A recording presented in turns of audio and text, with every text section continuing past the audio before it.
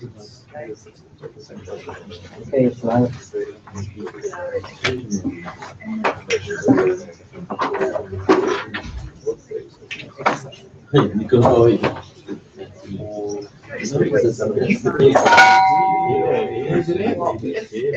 you fill this in, you put your name in the database so that we can send you all this usually. How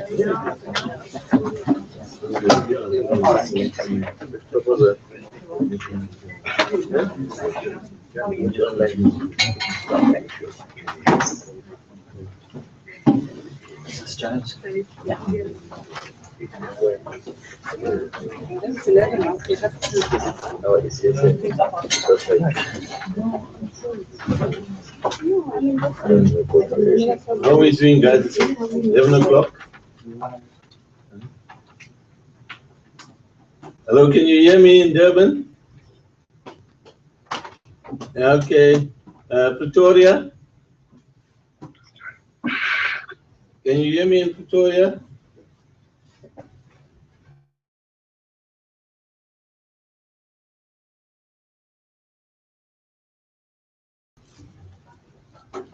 Okay, it's 11 o'clock. I don't know. Have we got all our speakers here to say? No, there's not here, and Dimitri is on his way. Yes. Dimitri is on his way. Okay. Hello, Jay. We're here from Rhodes University as well. Ah, Rhodes. Hi, Nikki. I can't see you. Hi, Jay. David. Okay. Hi, Jay. Good to see you. Nice to have a link up with you. Just to let you know, we are also linked up via YouTube with China, Brazil, Russia, and India, and hopefully they will be picking us up as well. And we linked up by Twitter so that we can. We'll probably get some questions on Twitter. We're just waiting for a few more speakers. In Pretoria, how are we for the speakers? Colette, is Colette there? Colette, we have Nelia. Okay. Yes. Hi, Nelia. Hi. You're very soft. Michael, okay, Michael is going to help us in Pretoria, in Durban. Who's coordinating for us in Durban?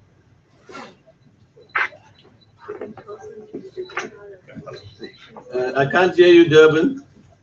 Hi, it's I'm not from the HSRC, but it's Professor Sony here. Okay, Professor Sony, nice to have you there. Who's from the HSRC there? Is there anybody from the HSRC there? No?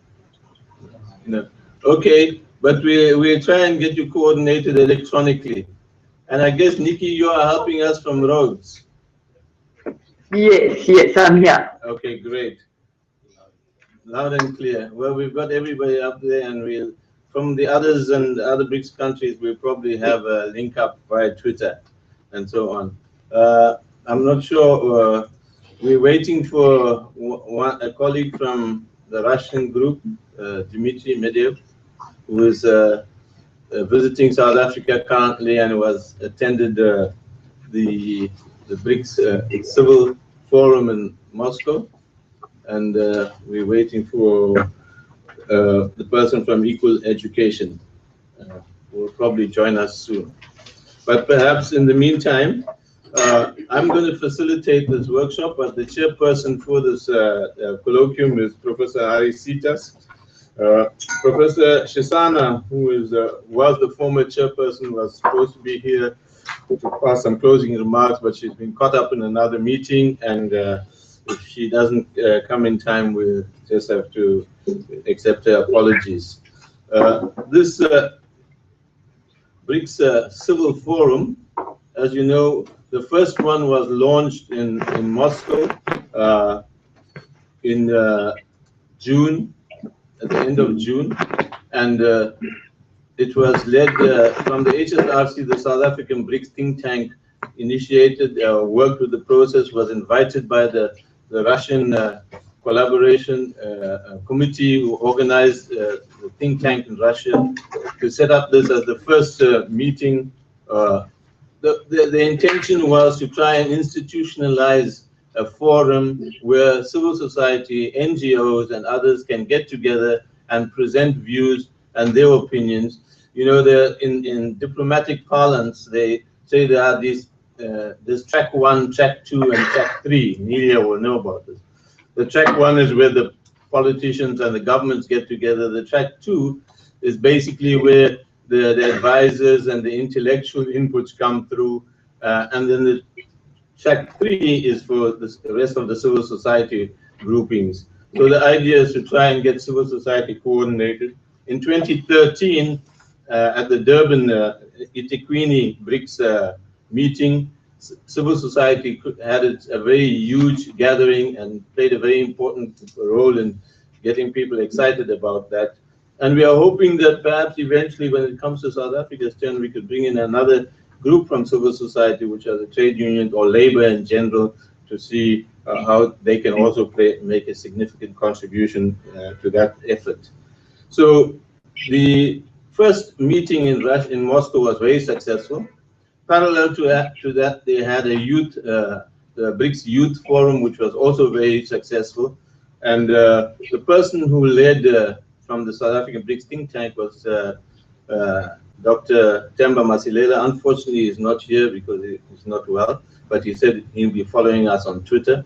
And from the civil society, we had Reverend Malcolm Damon from the Justice Network, Economic Justice Network, and he's been very key in leading this process. He's currently in Botswana, where SADC is, SADC NGOs and civil society groups are meeting.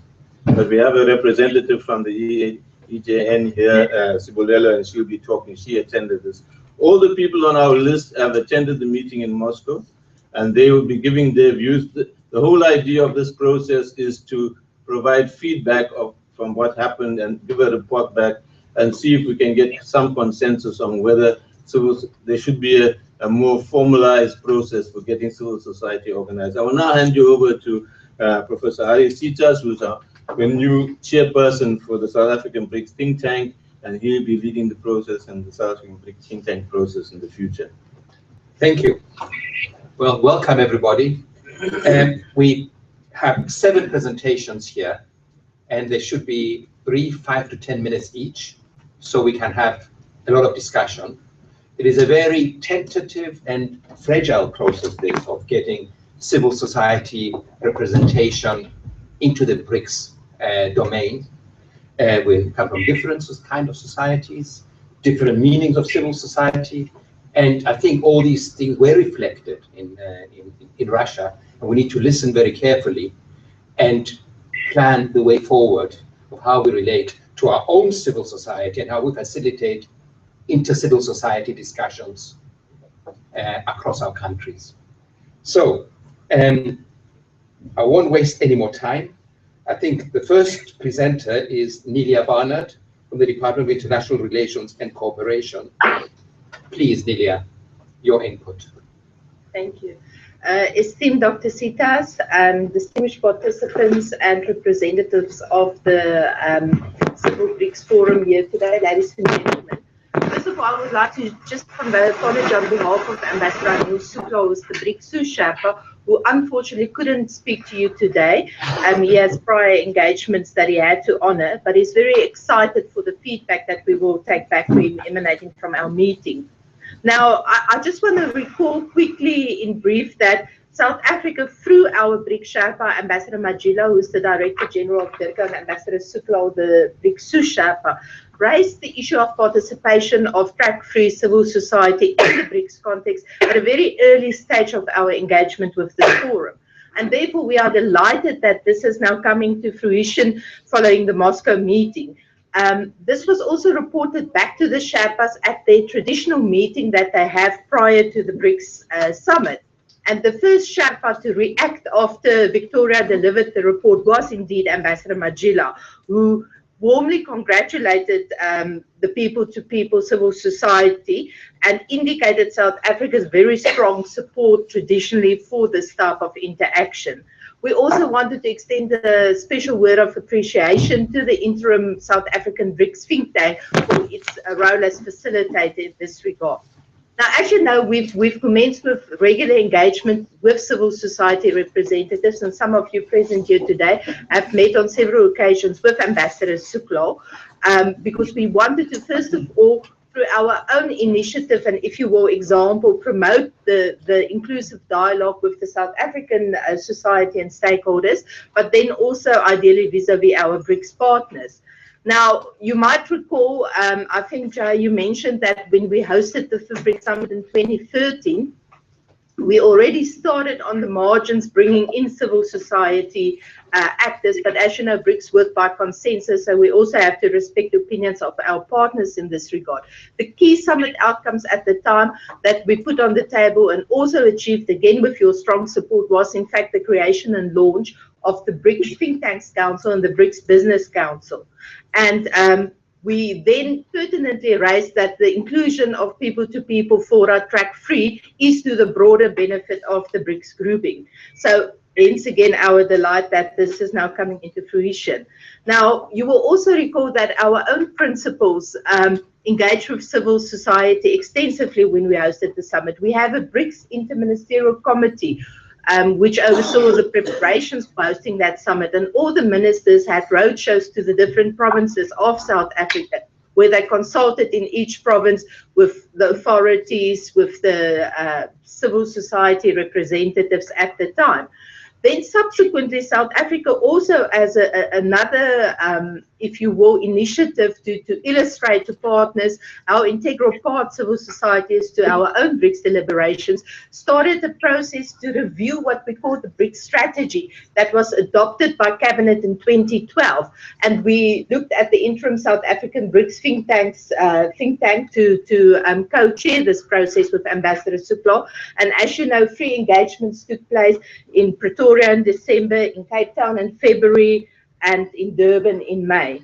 Now, Ambassador Suklo at those meetings briefed you extensively about what BRICS is all about, and even our sort of future vision of BRICS, and then notably your input was requested to the revision of this strategy, because this was the part that was lacking with its first formulation, because we were under pressure at that time, and we felt that we really needed to reflect the voice this time appropriately in the strategy. Now, I mean, the feedback we received from these representatives was that they wanted to address the challenges that South African citizens face at large: poverty, inequality, unemployment, lack of infrastructure, and they helped to raise the profile and importance of the new development bank and the African Regional Center to potentially address the particular issues around infrastructure development and sustainable development. And of course, the key summit outcomes of this summit was inter alia the launch of these new financial institutions of BRICS, which now is being operationalized, and you know, we hope as early as next year we could start having our first tacit outcomes. So we would like to encourage you to continue this engagement, not only with ourselves as the so-called track 1-2, but also vis-a-vis your other BRICS partners. I recall that you prepared concept notes, documents for us that were most helpful. Also, when we made comments to the other types of products that get issued at the summit, whether to the summit declaration or the discussions that take place during these meetings. And we would like to encourage you again with a view to the future summits to do this. We can engage with the incoming chair, India, in this regard, and just convey to them the views of the South African civil society. But then most importantly, as already alluded by Jaya, we want to remind you that we're hosting the 10th BRICS Summit in 2018. And it's important that you already start now your preparations for hosting those meetings that South Africa need to host. And more importantly, if I may, is you must provide substantial leadership in that regard. You know, you have to formulate the type of positions that South Africa would like to put forward. And also vis-a-vis us as government, it would be most appreciated to get at an early stage of preparations. And I must emphasize with these summits, these preparations start almost 2 years in advance of the hosting already. So this is why we are encouraging that you already start looking at this occasion. Then, in conclusion, we look forward to your continued advocacy and input into the much broader BRICS agenda. When I look at your statement that was issued, for the Civil BRICS Forum and all the sectoral areas you targeted, I would also encourage that you engage with the pertinent line departments that are responsible for these sectors to have more of a dialogue commencing. I will stop there for now. Thank you. Thank you very much. And let's move to the next presenter, and that is Dmitry Medlev from the Russian Civil Society. Dmitry? Dmitry.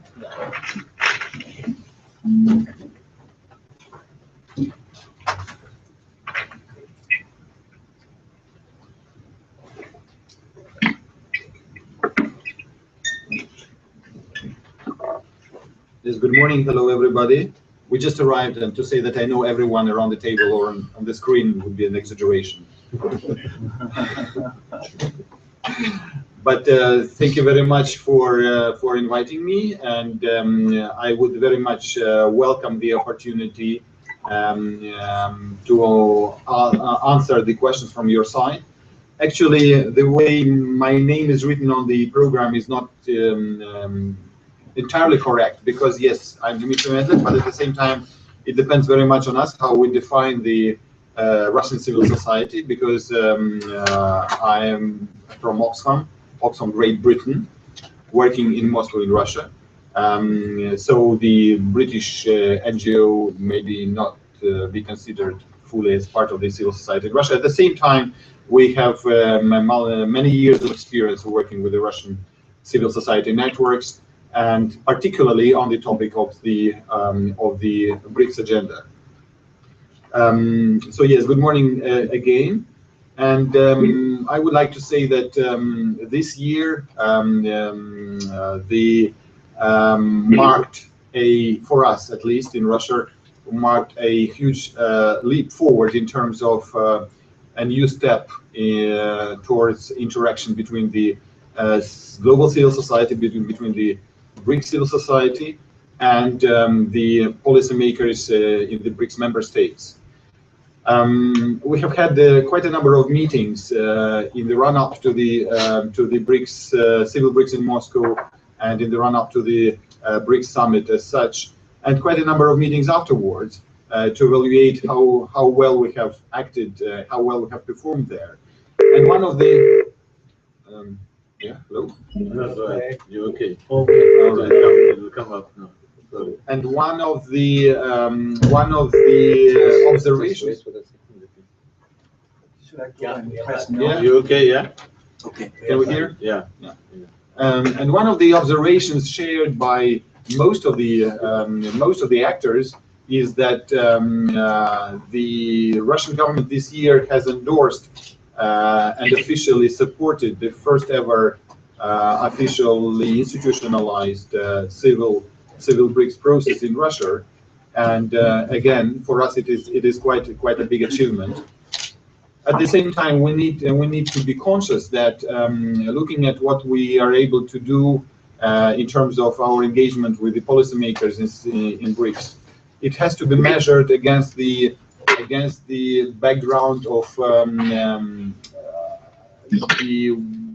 the levels of engagement of the civil society on the national level, on the country levels in BRICS countries, and all those are diverse, all those are different, and things which we, for instance, in Russia see as a big achievement may be regarded much more modestly in other BRICS countries.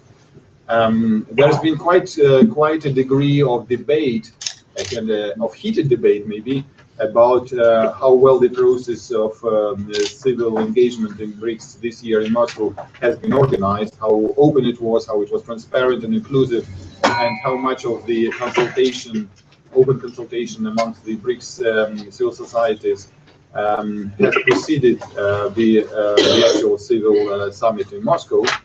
And to a very high extent, it is true, in my opinion, that there is room for improvement there, because until the very last moment it was hard to know when the actual dates of the summit would be, and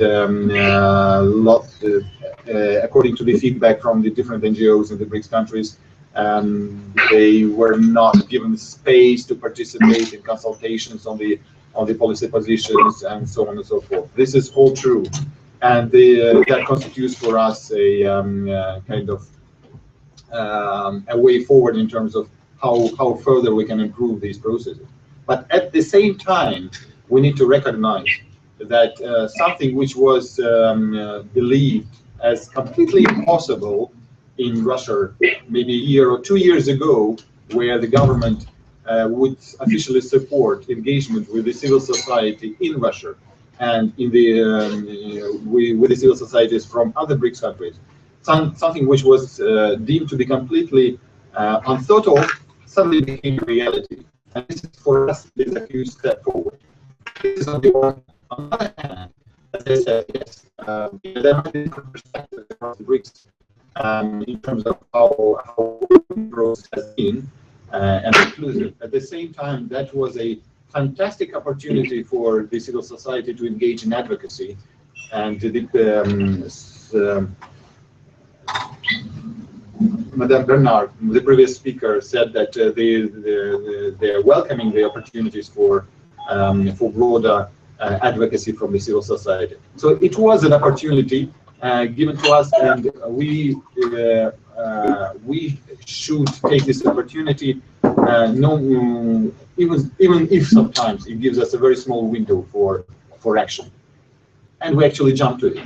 And thanks to the commitment, also among others, commitment and a lot of effort from the South African civil society, came over and participated in a coordinated advocacy effort, developing the policy positions, debating. Thanks to that, and also to the engagement from other BRICS civil societies in Moscow, we managed to achieve what we have been dreaming of, actually, and that is finally to get a number of the policy messages, a number of the policy asks, ending up in the final BRICS communique. I mean, the policy asks from the civil society. And again, this is quite an achievement. True enough, in the run-up to the summit and afterwards, we have heard a criticism that, again, the process was not good enough. The process leaves much to be desired, and this and that. And some of the BRICS civil societies in the BRICS countries opted not to come on board, opted not to participate, and I think that to a high extent weakened our positions in terms of advocacy at the Civil BRICS Forum in Moscow. If we had been more united, had been more together, that would have given a stronger voice to the BRICS, to the civil society at such forum. I will end here, and I would please encourage you to ask questions. Thank you very much, Dimitri. Okay,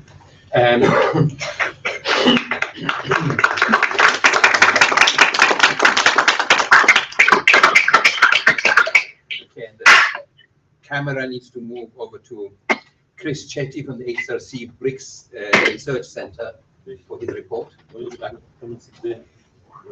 Okay.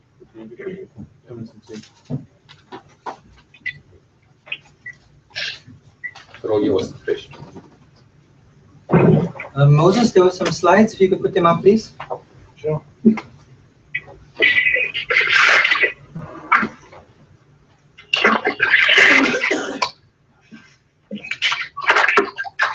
Okay, morning, everyone. While the slides just load there. My name is Chris Chetty. I'm a researcher in the BRICS Research Center. I was one of the people that went about doing the organizing for this forum. So what I want to do today is just provide a report back on what our activities were. So that would explain what our organizing role was. Then what I'll also do is I'll touch on some of the contributions that were made by the HSRC at the Civil Society Forum. And then I'll just touch on what it means, what our ideas are for the institutionalization of civil society's role in the BRICS space. Next slide, please, Moses.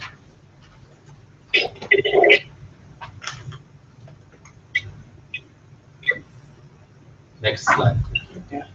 Okay, as I mentioned, our role was to, our primary function was to assist the Russian organizers in identifying key people for the forum. So the Russians were actually looking for organizations that fitted into these 7 thematic areas. So that was healthcare, education and science, cultural cooperation, sustainable development, economy and trade, peace and security, and strengthening diversity and pluralism. However, what they were looking for is they were looking for organizations that specialized in these areas and had some sort of a background, some experience in these areas. But they had some difficulties on their side in identifying organizations and then liaising directly with them. As you know, the distance from here to Moscow is quite great, and then it's very difficult for them to pick up the phone and just ensure that people were coming through. So, around about mid-May, following the academic forum, members from the HSRC attended the academic forum, and they found out there were some difficulties that were experienced on the organizer's side.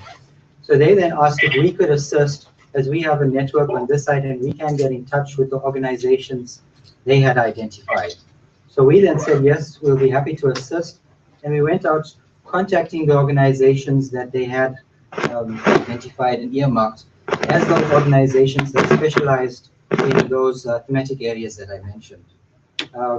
Furthermore, in terms of our role as the HSRC, they had actually requested our CEO, who was the chairperson of the SABTT at the time, Prof. Ola Shusana, to act as the head of delegation. But as she was unavailable, we then brought in our deputy CEO, who was also a member of the BRICS Secretariat, who then played that role of the head of delegation at the summit.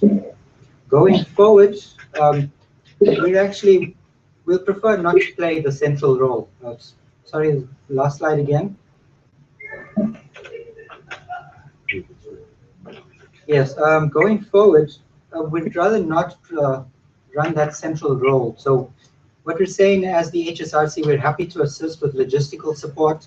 We're happy to assist the BRICS Think Tank, the SABTT in their role, but we're looking to CSOs to organize amongst themselves and identify some sort of structure that can then take the central role and play that part going forward. Next slide, please. Okay, now if I just touch on the HSRC presentations that were made. The first one that I'll speak to was made by Michael Kosa, the head of our Learning and Development Unit. Here, the working group that Michael was in was education and science. And the particular work that he presented on was on BRICS educational space, ways to strengthen scientific and academic ties, which was aiming at producing high-quality education. So Michael approached the issue from how do we actually go about reaching these targets that we are talking about when we want to get 100% secondary school enrollment or 35% tertiary enrollment. How do we go about actually meeting these targets? So Michael raised a few recommendations.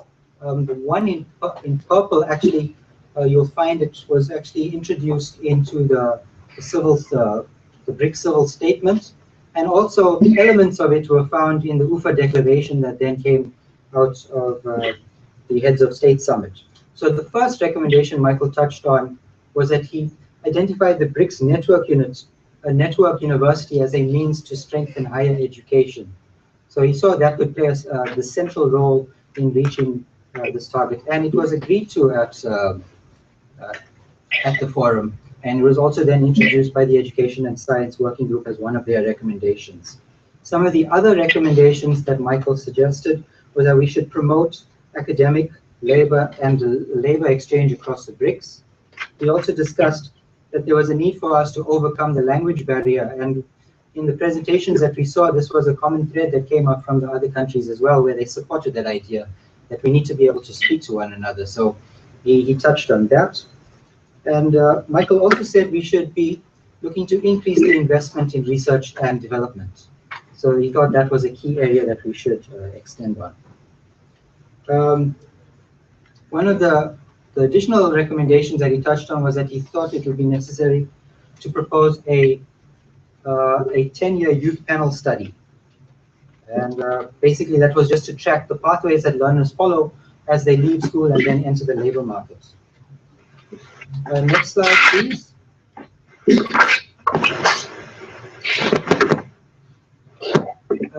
The next presenter from the HSRC was Bongiwe Moni. She's also in my team in the BRICS Research Center.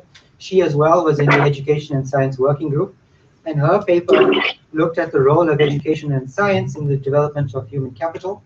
She approached it from looking at the issues of high unemployment and the high dropout rates that exist in South Africa, and said, considering that, we find that many learners leave the system, but then they don't actually provide the skills that the tertiary institutions or the labor market actually demands. So the recommendations that came from her side was, she said that we should be looking to promote vocational training. And she mentioned FET colleges in particular, and this could be a means to address the skills gap. We'll find that vocational training actually didn't find its way into the BRICS statement, the Civil BRICS statement, but we actually found that it was included in the UFA declaration. That means it was supported in other forums, possibly the academic forum, where these type of issues might have been raised.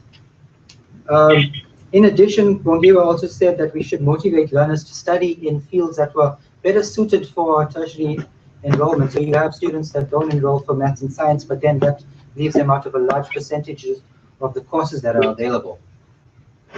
In addition, she also said we should promote research collaboration amongst the BRICS, and this was a common thread which we found in a lot of presentations today.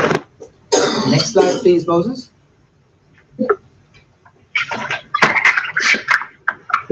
The next slide was my particular paper. I actually presented on two topics. Moses, could you just change the slide, please? Okay. In the slow transmission. Okay. Okay, here we are. So I was actually in the Sustainable Development Working Group. I spoke to two particular issues. I was looking at monitoring the MDGs and SDGs from a human settlements perspective. And then my second presentation looked at developing a disparity-focused infrastructure financing model for the new development bank. What we found, if we look at the MDGs and SDGs from a housing perspective, we see that we actually cover a cross-section of issues that are raised in the MDGs, the SDGs, our Bill of Rights, and the National Development Plan. And then I juxtaposed looking at indicators at a high level, at a national level, and I found that it could be somewhat misleading if you look at it at that level and then forget what actually is happening at a community level. So if you look at the picture down in a particular area such as Langa, you'll find much more areas of greater urgency that need to be attended. So I said it would be good for us to actually focus on these particular areas. Furthermore, I also said that urbanization continues to exacerbate slum conditions, and that needs to be addressed. So the recommendations that came out from my section was that I said social housing could be a way that could then target that unsupported gap market. We could also develop a composite disparity model, disparity index, which would be based on the MDGs and SDGs, but we focus it at a community level. The last two recommendations that I made were that we should use the NDB to finance these type of projects and focus them on the most needy communities based on this composite disparity index that I just mentioned. Not all of these recommendations were included in the Civil BRICS statement. The challenge we found in sustainable development that we had a number of issues like poverty, inequality, the development bank, and they tried to bring in broad umbrella items to cover each of these areas. And the forum itself was looking to produce only 3 to 5 recommendations. Therefore, they tried to address these at a very high level. So we were supported in that they did take that pro-poor perspective into consideration when talking about the development bank. My last slide speaks on the role of the institutionalization of the civil society engagements in BRICS. So our primary goal when we entered that last session at the forum was that we wanted to just strengthen the language that was there on how we solidify civil society's role within the BRICS. So we supported the call for the institutionalization of civil society in the space. What we find is we look at the opening section of the Civil BRICS statement, it clearly states that civil society inclusion is crucial, and we were very glad that it's there. But Russia could not dictate to India to say that you must then continue this. So India must then decide whether they will have such a forum in 2016. If you're looking for more information on that particular statement or the UFA declaration, you could look at the Civil BRICS.ru/EN website or the SA BRICS Think Tank website. Thank you very much. Thank you, Chris.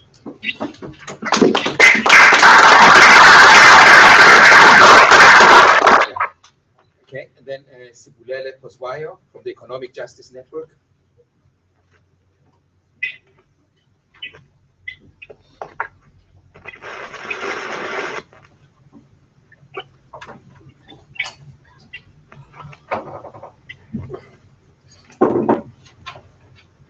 Thank you very much for this opportunity, colleagues. My name is Sibulele Poswayo from the Economic Justice Network, wherein we are the Secretariat for the South African Network on Inequality. The South African Network on Inequality is a network of networks within South Africa, with a South African footprint as well as a regional SADC footprint. We work on issues that pertain to inequality, and we advocate for pro-poor policies within South Africa that aim to address inequality and the rising inequality in our country. We have three thematic areas, one of which is land and agrarian reform, where we look at issues of food and climate justice. And our second thematic area is on governance and economic justice. We look at tax issues there and how we can address the rising issues around tax. And our last thematic area is on social security.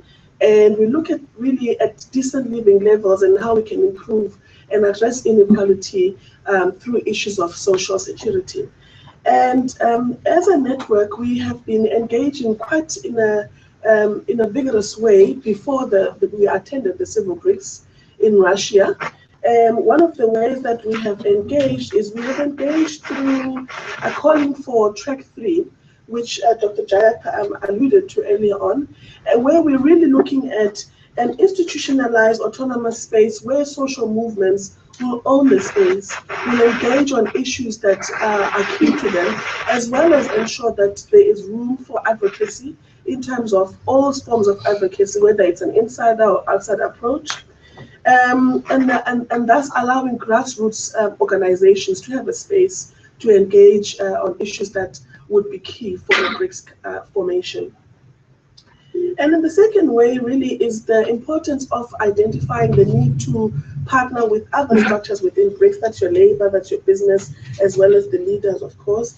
And the second way that we have engaged pre-BRICS, Civil BRICS, was really simplifying and demystifying the whole process of the BRICS within South Africa. There hasn't really been an opportunity or a stride by government to ensure that BRICS becomes one of the key areas where civil society where social movements, where grassroots organizations are able to understand the process. And so we've created DVD animations and other structures where we can simplify the processes. But to just get to the issue at hand today, as I said, that we are a network within South Africa. However, we are part of a global network, which is called Empowering Civil Society Networks within a multipolar and unequal world. And with the rising changes in the geopolitical space in the BRICS, we feel that it's important to ensure that civil societies in all BRICS countries are part of the process. So as we move to institutionalizing the space within the BRICS, we're really striving to ensure that all the civil societies in the BRICS are part of the process. When we attended the Civil BRICS in Moscow, we had 3 SAMI members that attended the session. It was the South African Network on Inequality, with which I coordinate, and I engaged on the Sustainable Development Working Group. We had Reverend Malcolm Damon, who's the Executive Director of the Economic Justice Network, who was in the Trade Working Group. And we also had Colette, who will be speaking later, who was in the Safety and Security Working Group. And just to highlight some key issues within the trade and the Sustainable Development Working Group, within the trade, we really called for an international body, even at that space, which we knew that the FFD was also financing for development was also working towards. But we felt that the BRICS, through its successes and proposed agendas, should be the one that is leading within the financing in the globe. And in terms of the Sustainable Development Working Group, we ensured and called for inequality and poverty to be part of the communique that came out. In the beginning, there was a position that was drafted by Russian civil society, which highlighted some of the issues, but with continued engagement, we succeeded in that. And we ensured that inequality, poverty, the green economy, and food justice were formed part of the communique that went out to the leaders. It was really a success in our part to have inequality and food justice there, because it has, in the future, we have only been talking about issues of food security, but when you talk of food justice, you talk of issues that pertain to food sovereignty, which is quite high in the South African realm. You talk of issues that talk to agroecological processes, and so that is how we went forth. In terms of the development bank, we called for a development agenda for the bank, understanding that the new development bank was really not a new infrastructure bank. It was not anything else but a development bank. And so we called for safeguards. We called for social safeguards. We called for environmental safeguards. And we were excited to see that it made its way to the communique. And of course, the importance of ensuring that political capture by MNCs does not fall apart. However, that did not make its way to the communique. Just in the last 2 minutes, Honourable Chair, how we in the South African context we've been engaging with our government. We've been engaging with our BRICS Sherpa, Honourable Suklal, through policy asks, through as Ms. Nelia Barnard has also said earlier, through submissions that we've made.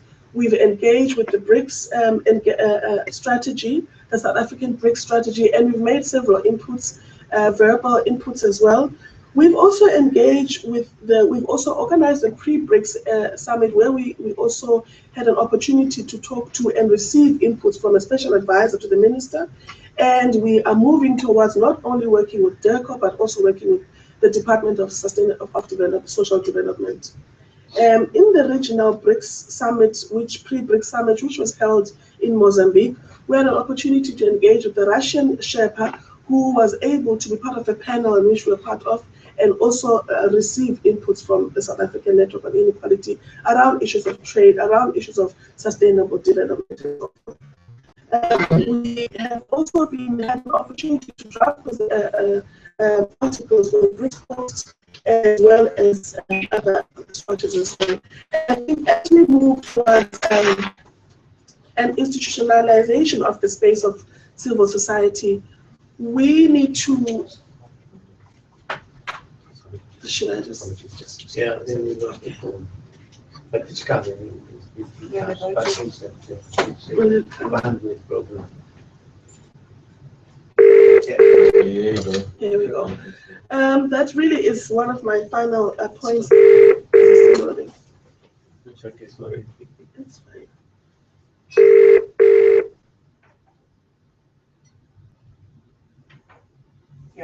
I'll be back. And just as a final notice, the importance that South Africa has been mandated by the African Union to really use the BRICS process to ensure regional integration and to ensure that the comparative advantage that we have as a region goes out and is able to take part in and to be used through the BRICS processes. I think it's important, and as we realize our role as SANI, is that with not only demystifies issues pertaining to the BRICS formation through simplifying it for ordinary citizens, through simplifying the role of civil society, but as we go to 2018, we want to continue what was started in eThekwini by South African civil society to really own the space of civil society. But in owning that space, we are calling for clear understanding and clear communication, and we take the lead in this regard. Thank you. Thank you very much.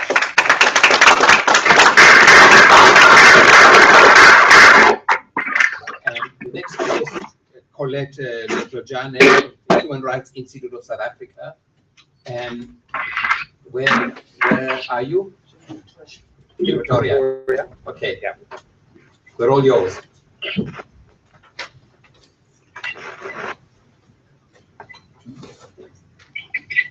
Go ahead.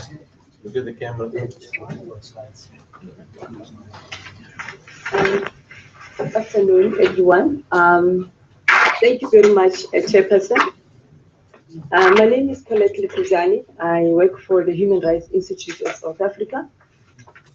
And we have been very much involved as well as a civil society that advocated for a formal convening, the CSO in the BRICS, because other processes like the think tank and business council were already engaging and accredited by the BRICS. We played a prominent role in South Africa pre-BRICS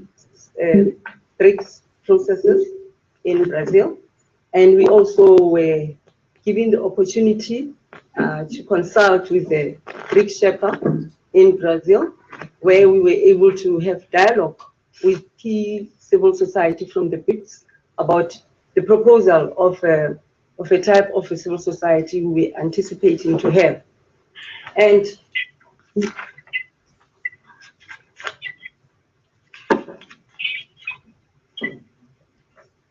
we were also invited to attend the first BRICS Civil Society Forum, which was launched in Moscow, Russia, from those dates.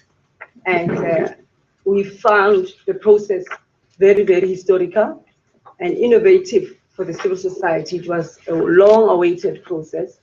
And the precedent that was created in this process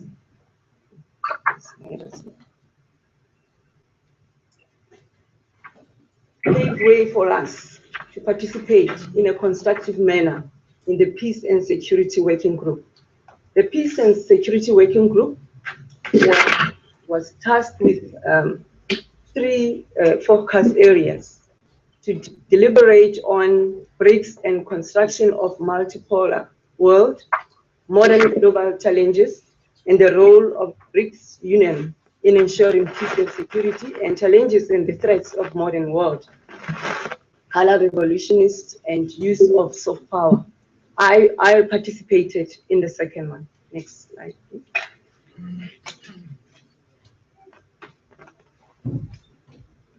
Participation in this second panel, I was inspired by the BRICS core values of cooperation, peace, security, economic growth, and sustainable development. As we all know that BRICS places social justice as key improvement on equality of life of their people, and also it's founded on the constitutional principles, as well as making regional and international legislative frameworks very, very key in their work. From South Africa's perspective, as I come from that country where legal framework and constitutionalism was is very taken seriously, I started focusing on the significance of the year 2015. The year 2015 is very significant in terms of the global responsibilities that will be taken around the National Action Plan. And also, it is an important year for commemoration of the 70th anniversary of the founding of the United Nations, and the 70th anniversary which brought end to the Two World War. BRICS is commended for promoting commemorative initiatives which pay tribute to the suffering and mankind, and also to safeguard a just and fair international order based on the UN Charter. This particular principle, it was integrated in the civil society, in the working group declaration, and also we saw it being adopted in the declaration, the final declaration of the UFA, of the states. My presentation also is looking at how were the processes unfolding in the common and diverse issues raising in this group. And there were also very pertinent and very high-profile issues around peace and security. It was very difficult to arrive at a common, agreement as to what are the key common challenges that affect the BRICS countries. But we finally agreed that the challenges are terrorism and counterterrorism, organized crime, nuclear weapons, violent extremism, religious extremism, drug trafficking, money laundering, cyber crimes, where women experience humiliation in sexual crimes. However, other emerging challenges pertinent in some individual countries, like in South Africa, for example, including migration issues, sexual abuses in refugees and IDP camps, an impact of wars on women, as well as physical violence, kidnapping, abduction, human trafficking, and use of women for prostitution, sex slaves, sexual abuse, and use of rape as a weapon of war, as these modern challenges impact negatively on development and empowerment of women. The working group was very amenable to incorporation of most of these contributions. However, they were less progressive in terms of incorporation of sexual violence, issues around women abuse, gender-based violence in the draft resolution. They didn't appear at all. And the draft resolution of the working group highlighted 5 key principles, with some of them were integrated in my presentation and other people's presentation. I think it was very important that they emphasize peace and security as integral, as a prerequisite for development, and also the promotion of the significance of the 70th anniversary, and also urging the state parties, besides the BRICS countries, to renew their commitment to the UN founding principles on non-aggression and peaceful coexistence to strengthen international law. And also the BRICS to support non-proliferation and arms control regime to manage such weapons. And also BRICS to prioritize cooperation in key modern challenges such as counterterrorism, drug trafficking, international cybersecurity, money laundering, and also for BRICS to collaborate in responding to key natural disasters. The IFA declaration entailed a lot, extensive issues that were captured in my presentation, and other people who raised these issues. For example, the 20th year is an important year, as it signifies the expiry of the 2015 MDG and the beginning of the SDGs, which BRICS support the post-2015 development agenda to be premised on foundations laid by the MDGs to ensure completion of unfinished businesses in order for them to respond to the new challenges. Also, the empowerment of women was highlighted, including vulnerable groups, especially with regard to development in ICT, was identified as important. The BRICS contributed several special mechanisms to overcome drug trafficking, and also showed proactiveness in ensuring well-coordinated methodological approaches on the post-2050 sustainable development.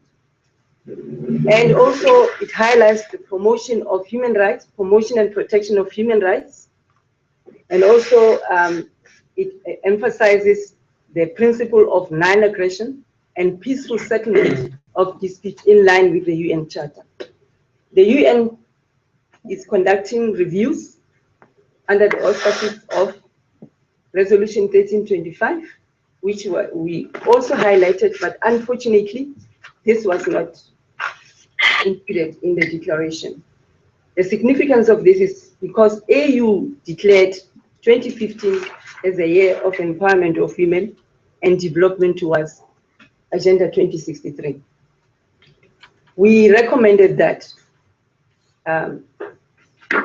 BRICS countries, as very experienced with their past role in the UN as Security Council, and also in playing a role in mediation, to work together to ensure that women play a role in mediation and also in peacekeeping and peace negotiation. And these are some of the modern challenges which are included in our presentation. They were highlighted in the UFA declaration. Since South Africa is incorporating the issues at continental level, they highlighted the importance of solidarity, which was expressed to governments and victims of armed conflicts, casualties in Africa, particularly South Sudan, Mali, political situation in Burundi, terrorism extremists of Al-Shabaab in Kenya, and abduction of Chibok girls in Nigeria. In conclusion, the opportunity to raise or to influence on some of the issues, like, for example, the NEP, remain unattended.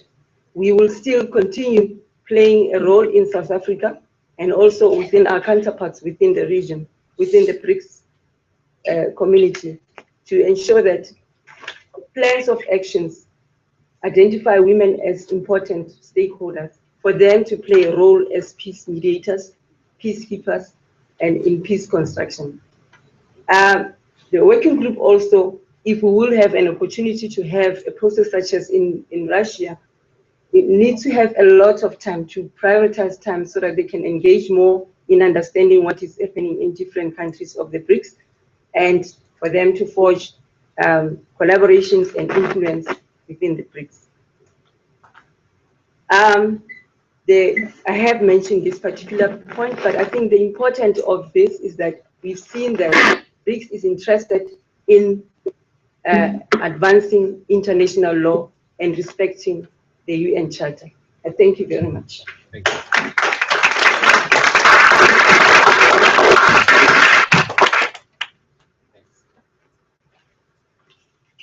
And next speaker is Valmont Lane of Arterial Network. The Arterial. Good morning, everybody, and once again, thank you for the opportunity. Just to say a little bit about myself, my name is Valmont Lane. I'm the Secretary General of Arterial Network South African chapter.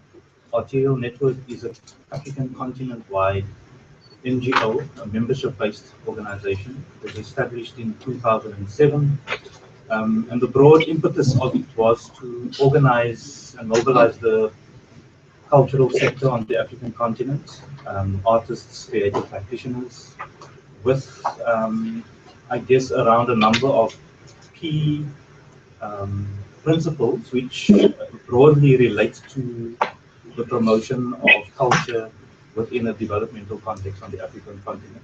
The desire of artists on the continent to contribute to, in a sense, advocate for their place at the table in the discussion about Africa's development, working within the human rights framework, promoting freedom of expression, and the independent role of arts in relation to governments, which I think was identified as one of the problem areas in the sense enabling this work to happen. We are fairly new to the BRICS process, and perhaps our kind of engagement with it is telling of, I think, the challenges and the work that we have, the opportunities that we see with it.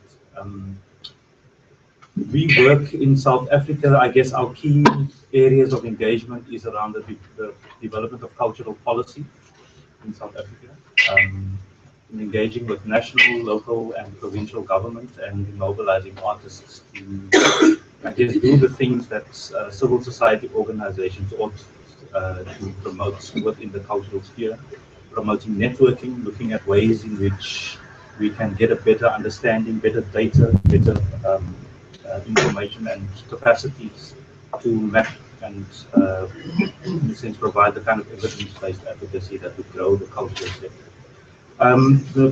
I think the invitation from the cultural, I guess, agenda item or working group for BRICS spoke quite decidedly about a very different framework, and I think that's one of the key things I want to, I guess, mention, and the opportunities with it.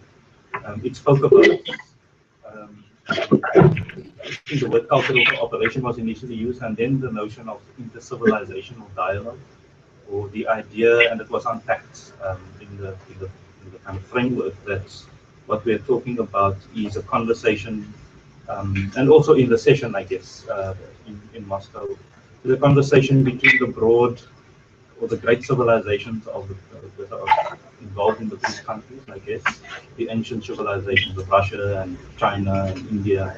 And I think what that pointed to, number one, was a question about the place of Africa as a unit of analysis in engaging with us. My understanding is, certainly from South Africa's point of view, that the engagement with BRICS takes into account an African perspective, not just a South African one.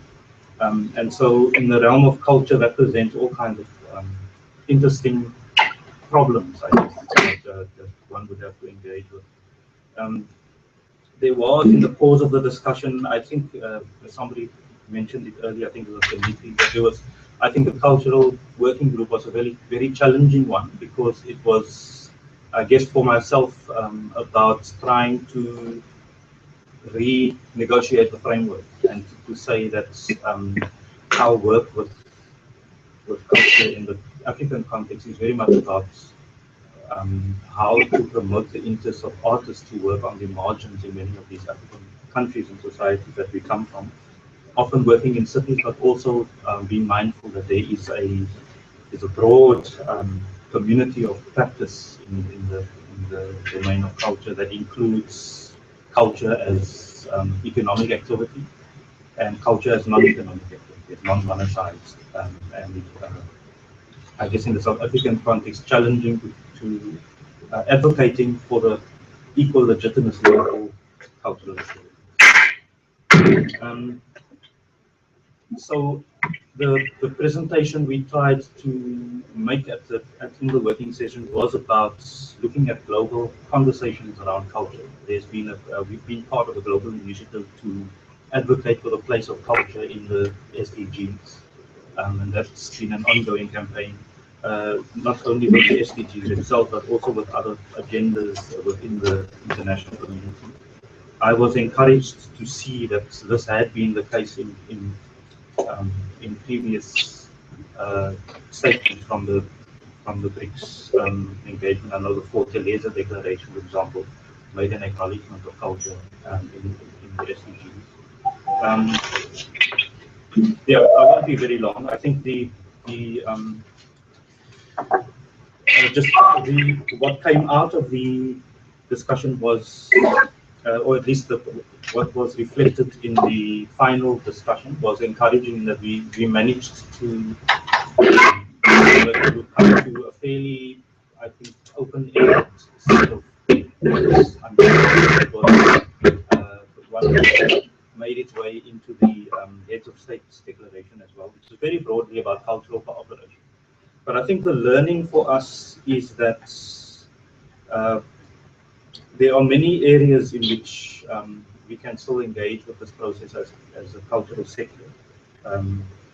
That it is now an opportunity, in a sense, to find the networks across Africa and across the BRICS countries where there is a shared interest in speaking about development issues, an inclusive discussion rather than one which tries to, in a sense, become an instrument of foreign policy or of broad geopolitical agendas, but which rather focuses on the kind of emergent work from the ground up that promotes and give life to the development work that we want to do.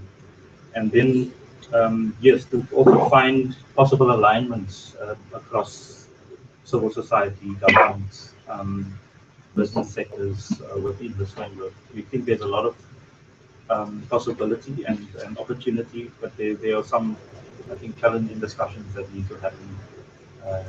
Yeah, I think I'll leave it there. Thank you very much.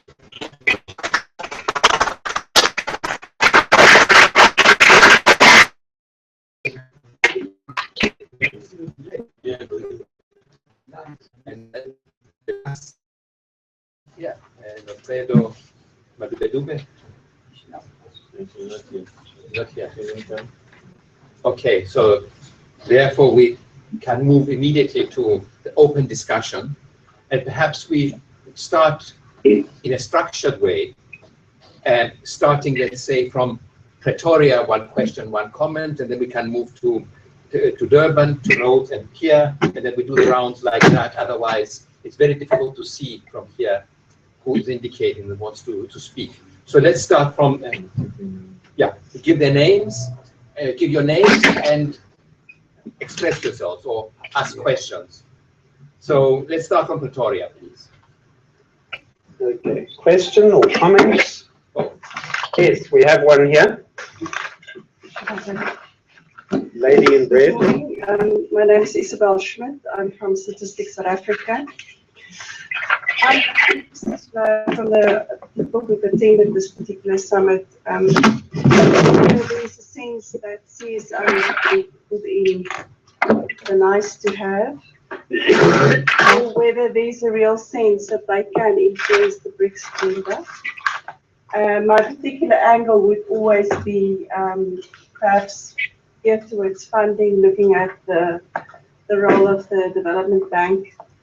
And then also beyond that, if South Africa's participation is seen as sort of on behalf of the continent, what implications does that have in terms of commitments related to funding, exchange of academics between universities of the various BRIC members? Thank you. Thank you very much. We'll come back to you in a second. Durban?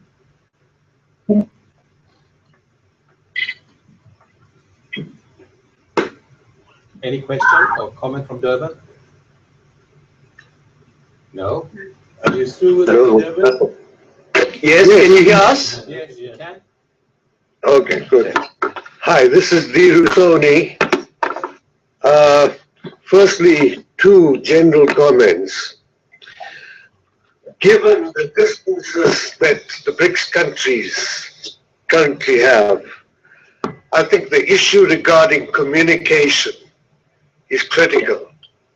And in that respect, I would like to suggest that the equivalent of this teleconference center becomes available for civil society organizations. Generally, they do not have the capacity nor the funding for these facilities. And I think the engagement across the BRIC countries for civil society organizations is absolutely critical. So that is a general comment I'd like to make, and I hope that it will be taken forward. The second is, in the same area, whether it would be possible to create BRICS forums through LinkedIn.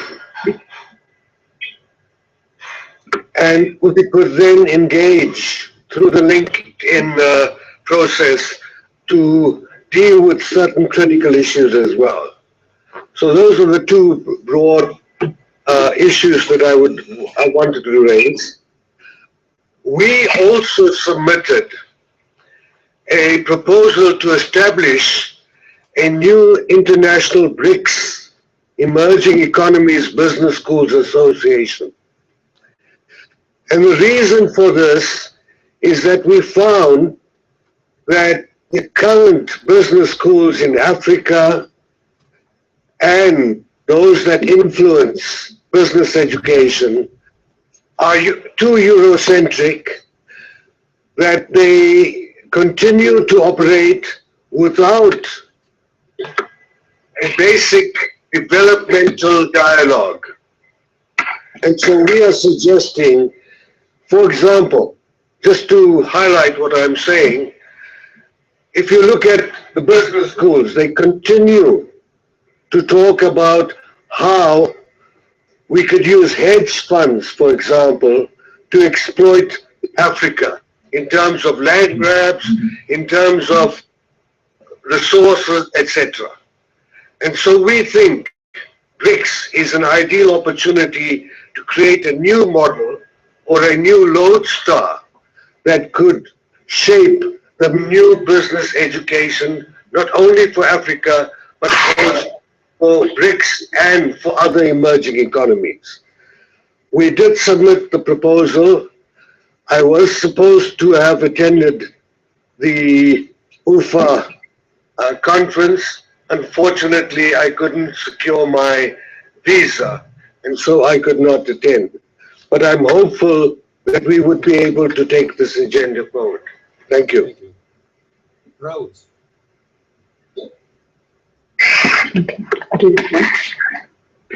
All right, we've got a couple of questions here, but we'll just do one. Can you hear me? Yes.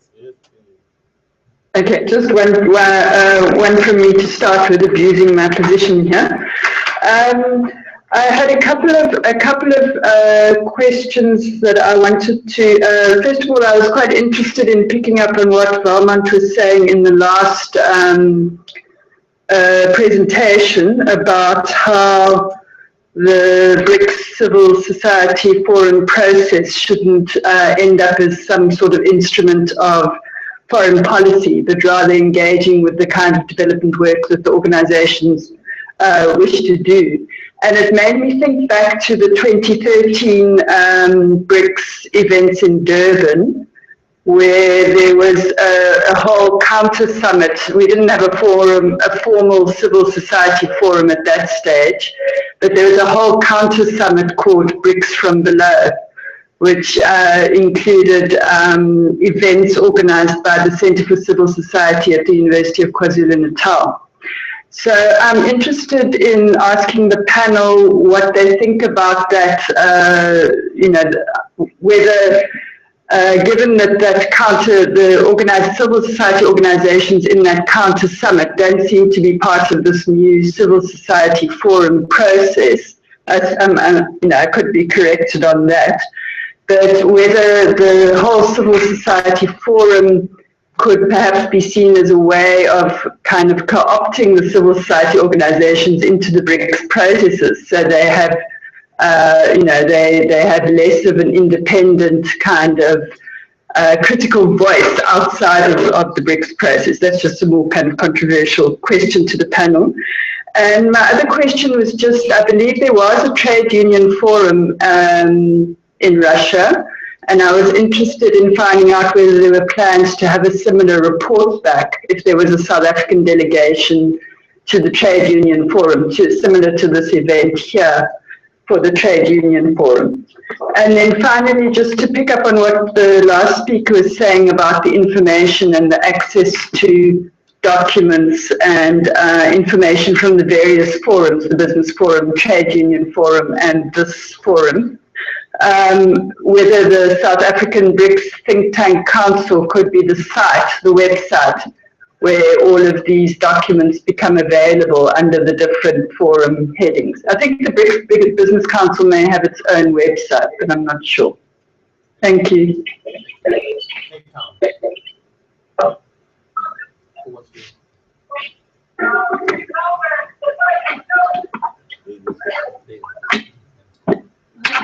Hi, my name is Marianne. I'm with Oxfam, based in Cape Town. And I'd just like to hear from the panelists the process in terms of the Civil BRICS initiative, the communique that was, I understand, given over to BRICS governments. What was the process in terms of consideration of issues and priorities from that communique in terms of the priority, what was highlighted as priority areas in the UFA declaration?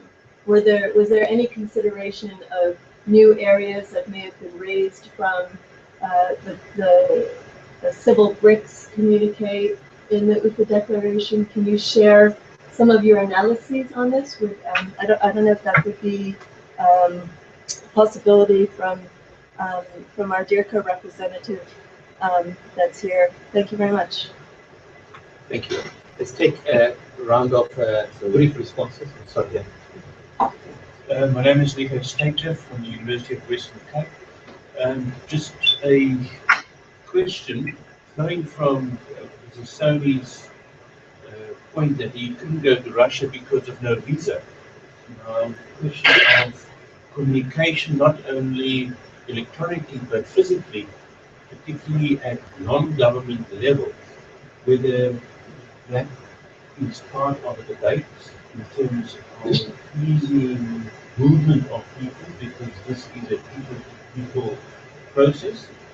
I know certain gentlemen who came back from Russia had some comments also on visa difficulties.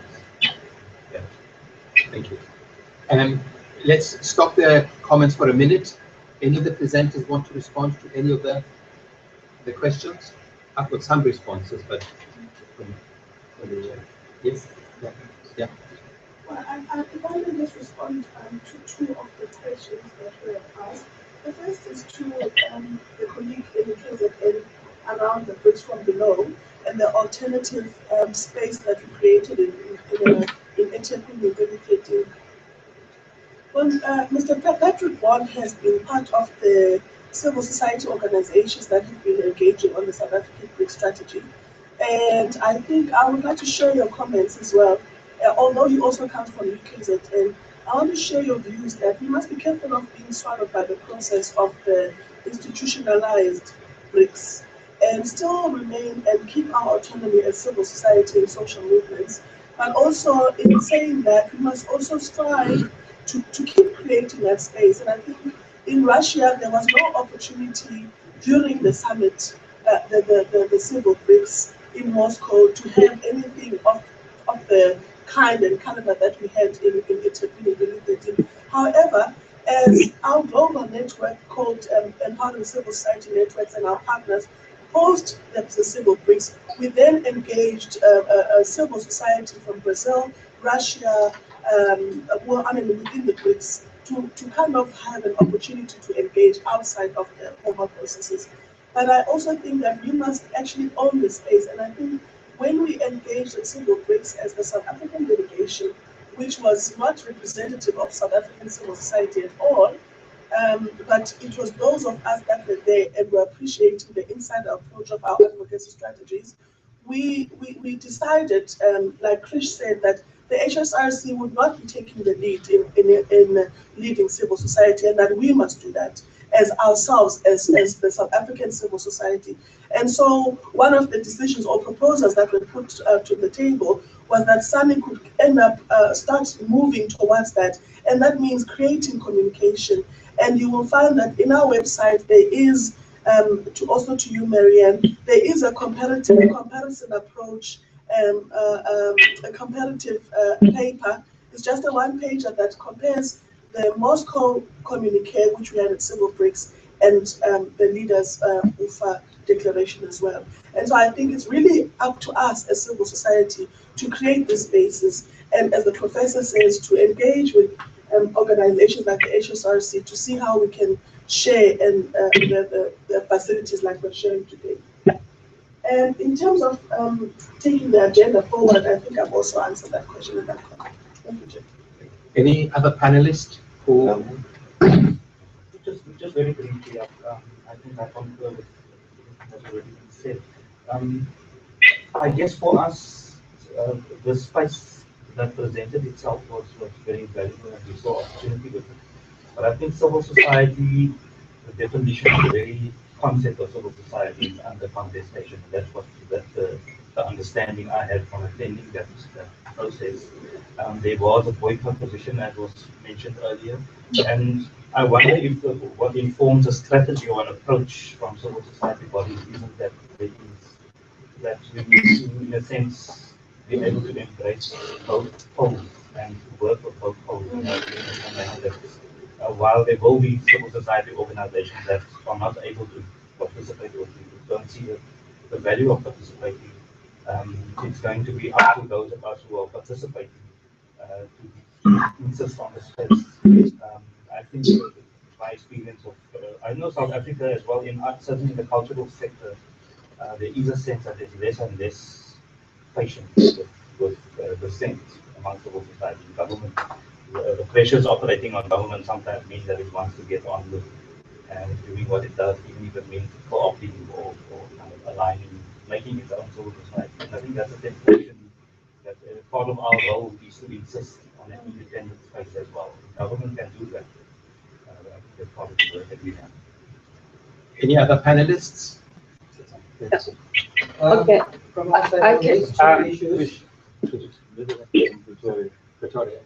Yeah. Okay.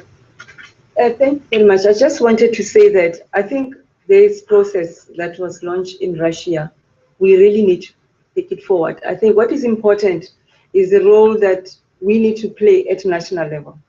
The Department of DIRCO with our Sherpa has opened up doors to the voices of civil society.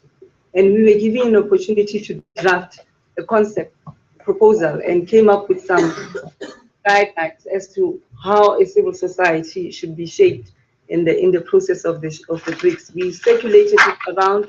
Some people made comments. Yes, there has been this suspicion that, are you sure about the process? Are you not going to end up being co-opted as a Congo or something? I think the civil society are the ones who have been given the opportunity and to take it and make sure that our voices are taken seriously. I think the past civil society alternative BRICS summit, I think there's been a lot of push around. We need the space because we are not researchers, we are not business orientated, or we are not from the business council. We want to be accepted and we want to play a role as a civil society, as people who are involved and working from the grassroots level. When South Africa was hosting the summit in Delhi, majority of the people were not even aware that we have this process. We went to communities and we ensured that women living in rural areas participate. We gave them the education just for them to understand and to examine what does BRICS mean to them. Because the government has listed a lot of commitments as to what kind of programs they want to bring. So if we are not playing a role in monitoring, in engaging, in advocating for change, the situations will remain. And we should know that South Africa, Brazil, and India stand a good chance, unlike the counterparts in India and in Russia and in China, who still do not have open doors or open spaces like ourselves. So I think we are making a lot of progress. And during our working group, yes, we did see a process whereby there was a pre-drafted resolution with some language which we felt was inappropriate. We engaged on that, and during the drafting, adoption of the resolution, it was a bigger and broader process where all the resolutions were tabulated, and the one with civil society, we all engaged in it in an open and democratic manner. And people were free and able to raise, despite the fact that there was some resistance or, disappointment or reservations from other sides. But we have to maintain our autonomy and to do our work without fear, without favor and prejudice. It's the same as our constitution provides that leverage. And the fact that South Africa took that opportunity and it has been advocating and making changes. I think from Brazil and Russia, we need to do something now as to how the process unfolds in India. Because BRICS hasn't got a declaration, it hasn't got a legal instrument which commit them, to do certain things. So we cannot even quote that particular declaration. However, their resolutions in the communique are legal, mechanisms which we can use to engage and to advocate and to continue bringing change, because we need to see some of these processes unfolding at national level. Thank you. Krish, Yes. 1 minute. Okay, now I'll be very short. I've got two responses on the issue of document sharing and just looking at the statements that have come out of the the Civil BRICS Forum and UFA Declaration. These are available on the SA BRICS Think Tank website, and you can get access to it also on the civilbrics.ru website. We as the HSRC, while we were still incubating the BRICS Think Tank, we did release a press statement on our views on what we thought were the important issues that were raised within the UFA Declaration. So you can take that document and then compare it against the civil statement, and you can see the linkages that do exist.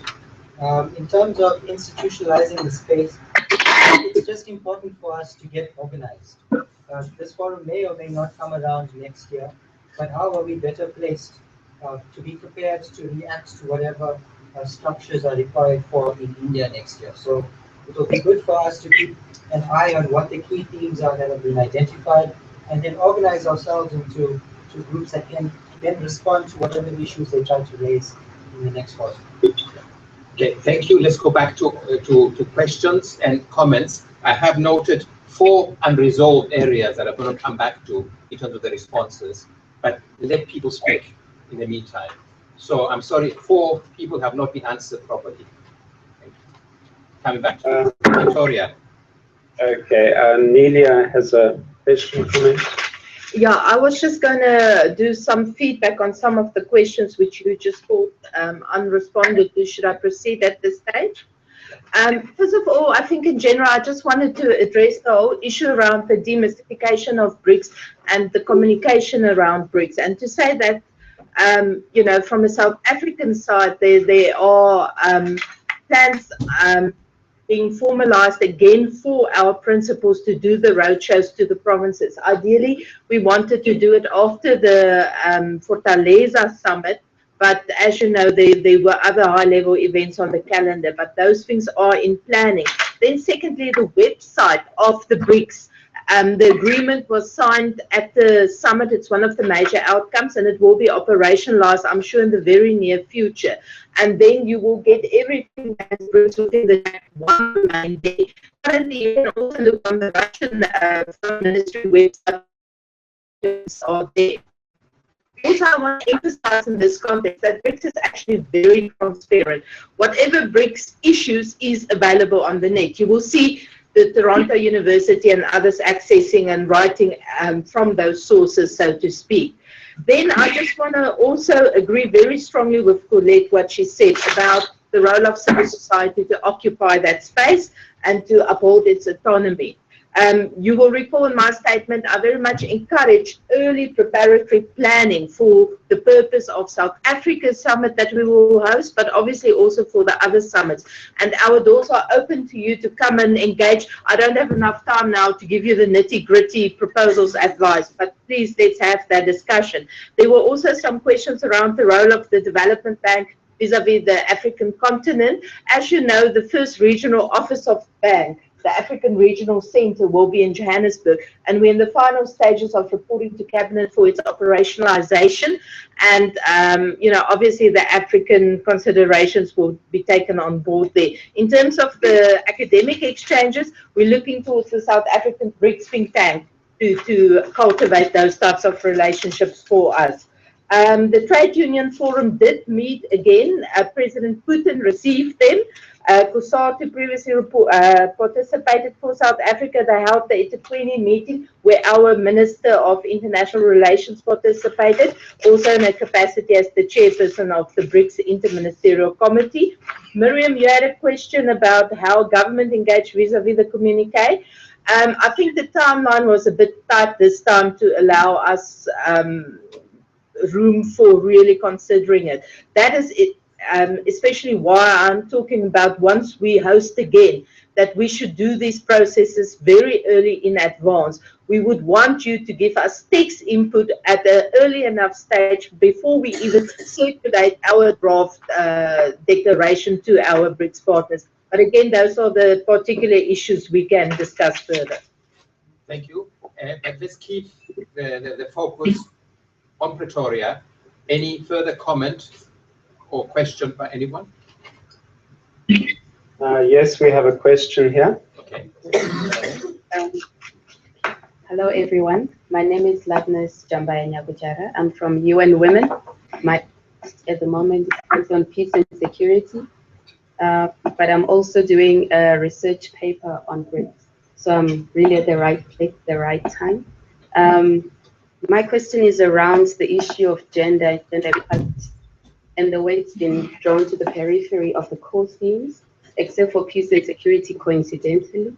So I wonder what it is about, because for us to shift and make change, we need to take into consideration the different needs of BRICS. It sounds like an issue from below, but taking from the colleague who spoke about culture, I mean, working from below versus geopolitical interest and all of those things, I think we're going to make dents in poverty, inequality, particularly in the countries that make up BRICS.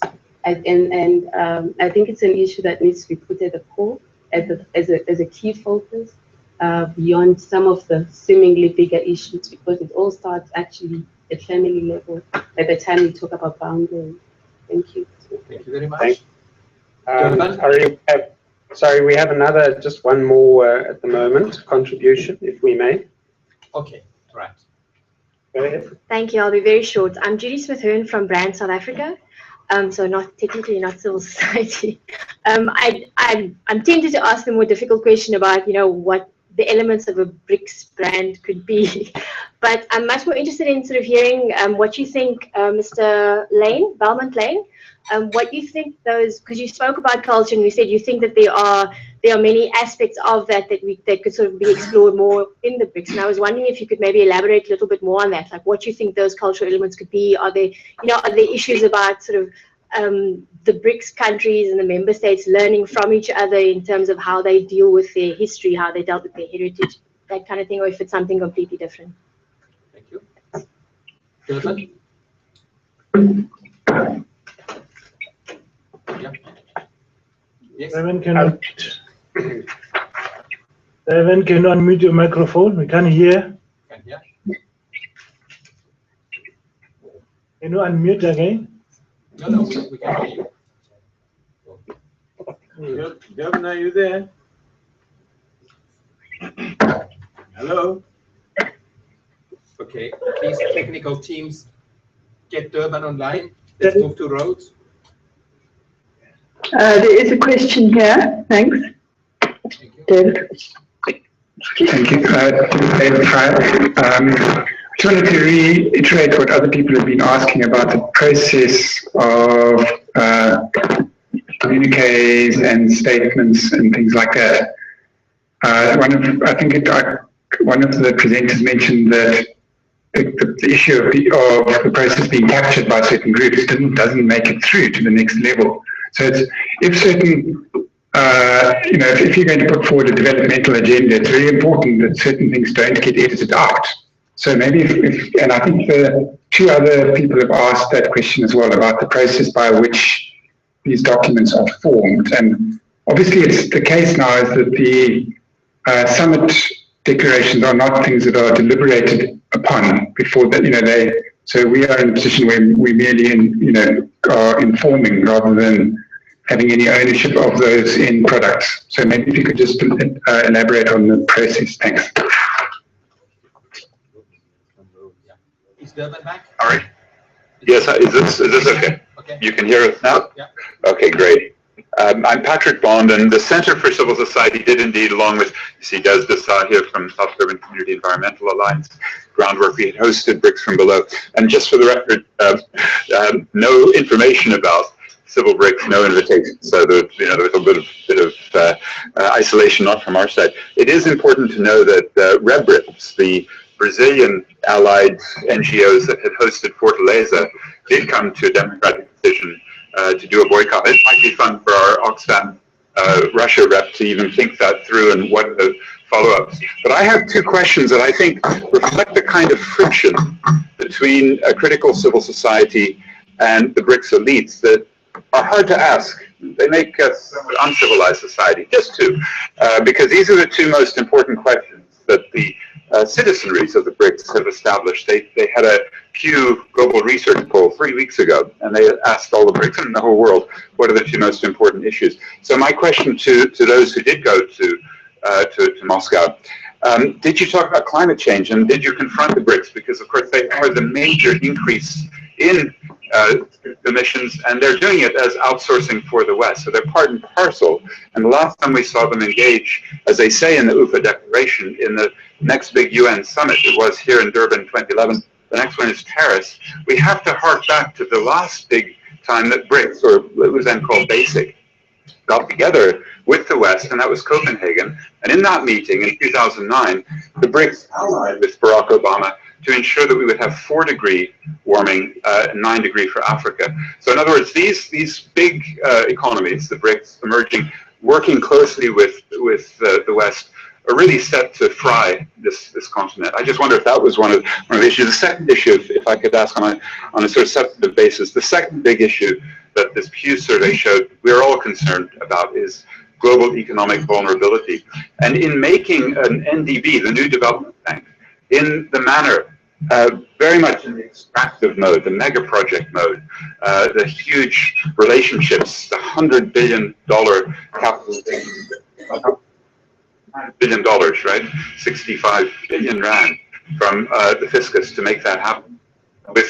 With guys like Leslie Maastrup, the deputy, the vice president of the BRICS, and Tito Mboweni, the director for the BRICS Bank.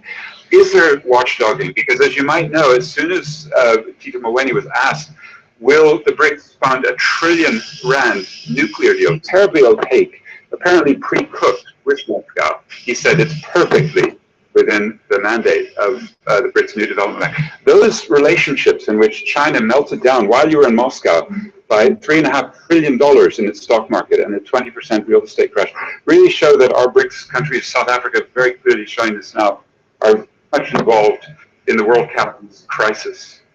So the world capitalist crisis, the climate crisis, these are silences in the last hour and a half. Could you fill the silence, please? Thank you.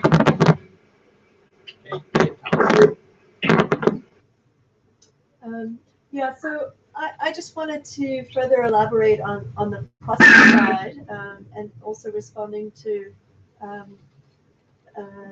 Nelia Barnard's comments on the importance of preparing earlier, and just to see what is it that often brings us to this last minute planning. I don't think it was only related to this first initiative related to Civil BRICS, but I've also heard from our colleagues in academia that there was a similar experience related to track 2 for the think tank process in terms of late invitations and dates that were set. So it seems that we are all victims of the challenges that we have across BRICS to plan these meetings.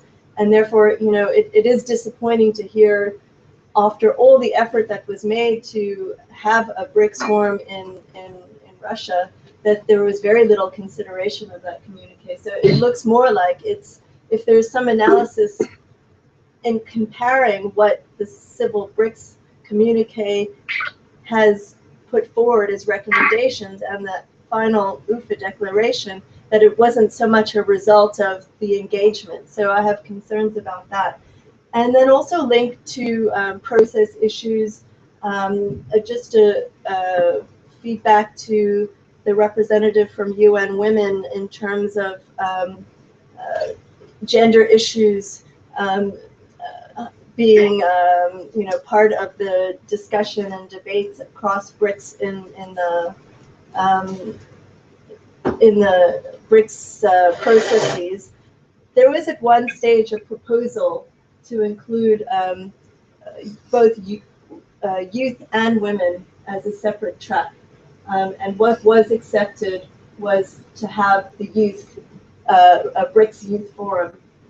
So there seems to be sensitivities around that, but given the concerns, and in South Africa in particular, we have a strong, thriving women's rights movement and many civil society organizations that are really wanting to put forward, as Corla had emphasized, the concerns around women and also from a peace and security side on the African continent. So what can we do to improve how these mechanisms work? And I know we understand that you know, it's a political process, and what might be significant in one country may not be still possible to engage on these issues in other countries. Therefore, you know, everything in by consensus. So I'd just like to hear from DIRCO, the HSRC, and others, panelists, their viewpoints, particularly in relation to processes, because I think these kinds of things, you know, impact in terms of civil society's views in terms of inclusion. Thank you. Thank you. Is this a response? Comment, okay. Last comment, very brief, please. Afternoon, everyone. I'm Michelle Present. So my comment is an extension on Patrick's around the content discussions and the processes that happen in our various countries. And in South Africa, previously, when I worked at the Economic Justice Network and others, were sort of in these spaces, but I find that where the groups of climate change are meeting, the BRICS discussions or the issues around the BRICS or linked to, you know, isn't on the table. And so I just want to get a sense from the civil society groups, people that, you know, what are your processes about connecting the spaces? So there are groups planning on the WTO, happening in Nairobi, so you know, there's a big discussion, but I find a really disconnect between people engaged in the various content issues and the people attending some of these meetings. Like my last comment is that a lot of the discussions ideas around process, the connection to the Sustainable Development Goals or the connection, but I really don't get the sense of, you know, what is the key essence of, you know, the demands and what civil society is bringing as an alternative to, you know, the government's agenda. Thank you. Panelists, please respond. One, two. Yes. Okay. Just two things. Interestingly enough, the process of analyzing and debating on the declaration was very democratic at Civil BRICS. We, after having engaged in the various working groups for a couple of days, the final day was really to finalize and to discuss what will be in and what will be out. It was extremely heated. One of the most heated sessions was on the peace and security for obvious reasons. But I think another issue that was heated, also to come to your question, Patrick, is the issue around climate justice, climate change and biodiversity. For obvious reasons that you also cited, our Chinese counterparts really watered that down to climate to issues around climate change. So in terms of the green economy and all that, that was really watered down by powers within. So I think it's important that we realize that we are even not hegemonic as the various civil societies in the BRICS countries. And to actually talk to also the positions of our members as well, and our sister organization in Brazil, on boycotting, I think we must also get to a point where we respect each other's positions and use each other. If there is an organization in South Africa that will not boycott the Civil BRICS, as RIP, they had engaged with us to say these are the issues that should be put on the table. So I think it's a matter of just understanding that our advocacy strategies may not be the same. And just a last comment on the gender question. One of the successes actually that I didn't mention in my presentation was that the issue of gender in the Sustainable Development Working Group was highlighted. It was not just highlighted in the safety and security, but I think it's not at the point where we all would like it to be, especially with such vibrant gender field in South Africa. It's really not at where it's supposed to be. So I think to get to Michelle's concern, I think it's high time that we find those that are on the left of the BRICS, and those that are on the right of the BRICS, and those that are in the middle of the BRICS. As civil society, we must come together and actually create that space ourselves, and then we can actually engage effectively. Thank you. Yes, I'm just responding to the question from Brian, South Africa. I think there's a large smorgasbord of issues that or possibly within the ambit of BRICS. I mentioned in my talk that the emphasis, the kind of tightly managed emphasis in the cultural meeting was really on pushing the notion that the BRICS countries represent a set of values that is opposed, that stands in opposition to a set of values that has been opposed from the global north and from the West. And that if we follow that to its logical conclusion, the West presents values as disguises its strategic interests in discussions about values. And I guess the argument from us was that that sounds very much like a geopolitical kind of foreign policy agenda. It does not sound like the interests of the average artist or creative practitioner. And so if we were to present some more specific areas in which we can operate, it could be, I mean, some of these would obviously not be palatable to in every instance. What is the status of artists in different countries, and how can we support them in their development work? What is the state of freedom of expression? The development of opportunities across boundaries for communities and creative communities to take advantage of opportunities in South Africa and in other places. What is the state of cultural policy? And what can we learn from each other about enabling policies that would help people to move out of poverty through cultural work and through the creation of cultural value in local places? What is the state of trade and exchange? How much do we know about cultural trade and exchange? Those are the kinds of things, and I guess the leap to branding would be that it would be about branding not only large edifice such as the African continent, but also the real work that ordinary people do. And the kind of struggles that they face. I'm not sure if that's answering your question, but I just want to give you a sense as one were to start unpacking this. And then you could also unpack it in terms of specific practices within the cultural sphere, performing arts or visual arts or heritage, which is in itself a huge area where there's a lot of government-controlled heritage practice that we think could be opened up and could create new opportunities for poor communities.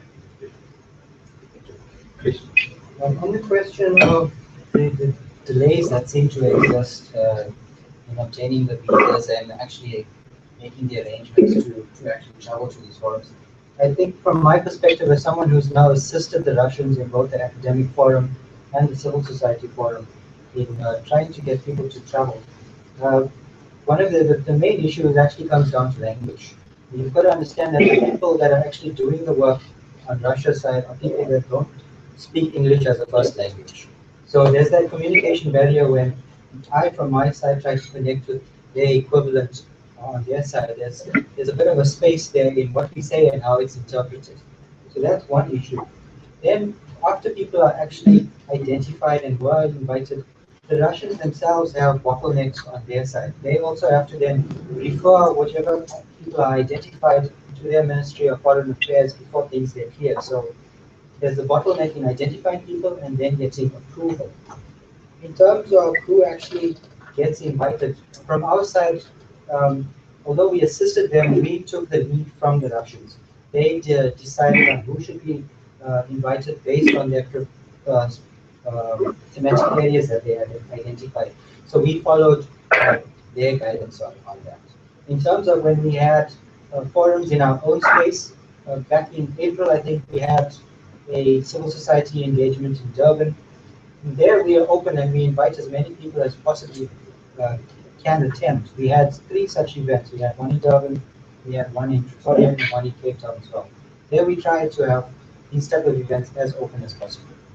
Just to follow up quickly, in terms of who went, there was an open registration process online. Anybody could go. The dominated by the Economic Justice Network. Us were just given the list, but when people got to Russia, they found people who from South Africa who were registered completely on their own. So anybody could go there. I think because the registration process was an online process, which was open to anyone. Lydia? Thank you very much. First of all, if I can just refer to Judy and Valman on the cultural issues. As you know, the first meeting of BRICS Ministers of Culture took place just before the summit, and our minister wrote an article upon his return on how he perceived that meeting and the outcomes thereof. I don't know if you've seen it, but we can gladly share it. And I think here's again an opportunity at an early stage to already start making proposals towards the Department of Arts and Culture for that type of programming around the summit when we will host, just as a first issue. Then there was again the question around declarations and how they work. I mean, a declaration gets, on the government side, the track 1, the summit declaration gets drafted by the host chair country, in this case Russia. And then there's written inputs and comments leading up to the meeting that takes place before the summit between first the BRICS Sherpas and then the BRICS Sherpas. And this time it was extensive negotiations, if you will, for almost a week, where we literally look at the language. Now, in the case of South Africa, pertinently, Ambassador Suklo, because of the meetings he had with civil society, as was just referred to by Krish, he was very cognizant of the South African constituency positions, and that obviously influenced the South African negotiations, if you will, in that process. However, I think Dimitri also said to us, we must appreciate we learn. It's a learning curve. So this is why I'm emphasizing all the time for South Africa to benefit from that learning curve. Then also the issue that was raised around women and youth and so on. You will recall the eThekwini Declaration mentioned women, gender for the first time, congratulating the appointment of the chairperson of the AU Commission. And President Zuma pertinently proposed youth as a new area of cooperation in that summit. South Africa had a national consultation for youth, but at that stage, you know, we ran out of time to have the BRICS process. Therefore, we were very happy that the Russian government could host the first youth summit this time. Obviously, the issue of gender is very much on our radar. And again, the process of BRICS to bring new sectors or areas of cooperation to the table in track 1 is to write concept notes and terms of reference. So we would warmly welcome if civil society can do a first draft on concept note for gender as a work stream within BRICS and bring it to us. And then, but again, we emphasize BRICS obviously works on consensus. And then maybe just a last remark for the exchanges from Michelle and Patrick. You know, in multilateral politics, you have this phenomenon like BRICS intergovernmental fora, which are not formal constitutions within the United Nations frameworks as such. BRICS is an amplified voice for like-minded countries, and through issuing declarations such as we do at the summits, we obviously bear influence on processes. However, when we negotiate in these fora, there are various constituencies that negotiate. You know, South Africa holds dear the African position as a first instance of departure, and then there will be other affiliations, of which basic would be one. But obviously in the climate change context, it's not so much BRICS, rather basic because of the Russian Federation position. Also, Michelle spoke, and I think she's quite correct about the connections between the various high-level global meetings and the input that gets made. And this week of negotiations for the track 1 that I referred to intensely connect those different dots, and, you know, where the impact from the one goes onto the other. You know, the principle of common but differentiated responsibilities pertain to both the climate change and the World Trade Organization negotiations. Thank you. Thank you. Unfortunately, I have to bring proceedings to an end and say 4 little things. Firstly, I'm responsible now for the BRICS Think Tank Council. All these ideas will be taken on. To go back to the beginning, it is not nice not to have an engagement with civil society. To the question, is it just a nice thing? It would not be nice if South Africa delegation does not take civil society seriously.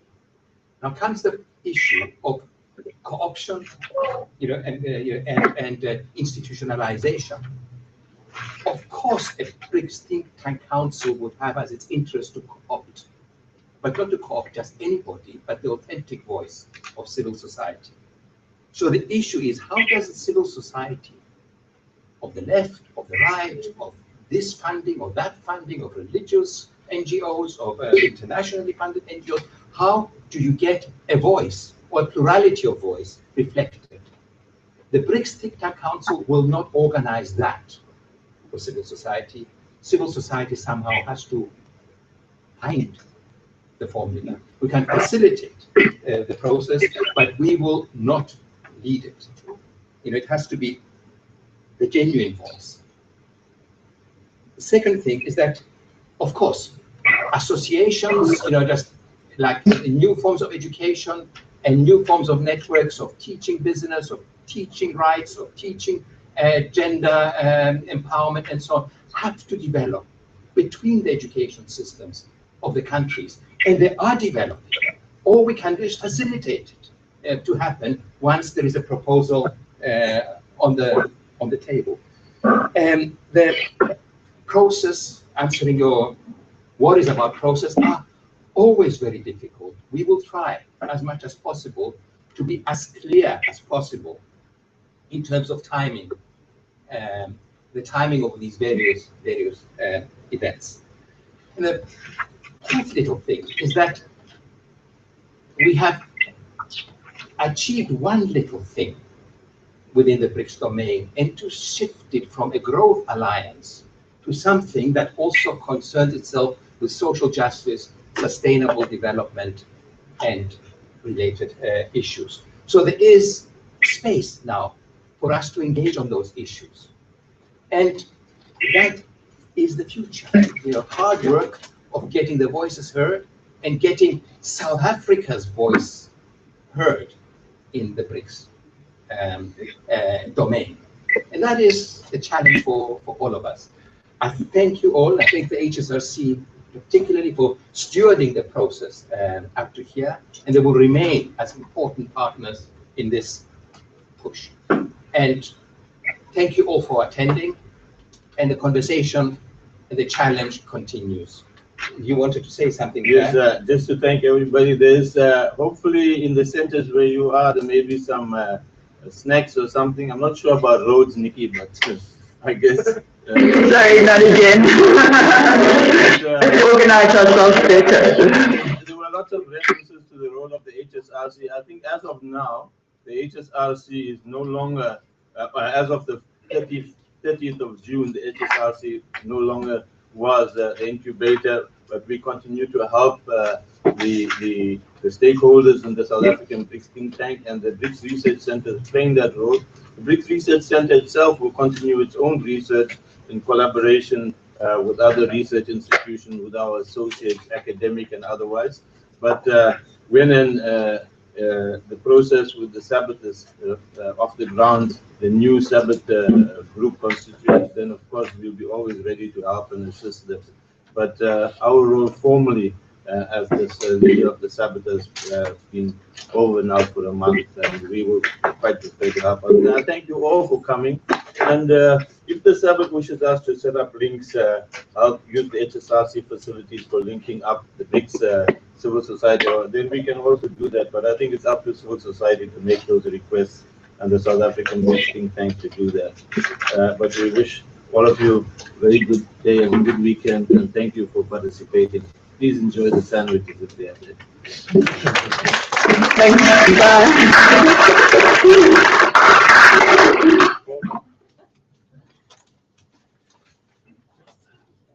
How are you? I'm fine. Thank you. When did you guys get here? How are you? This is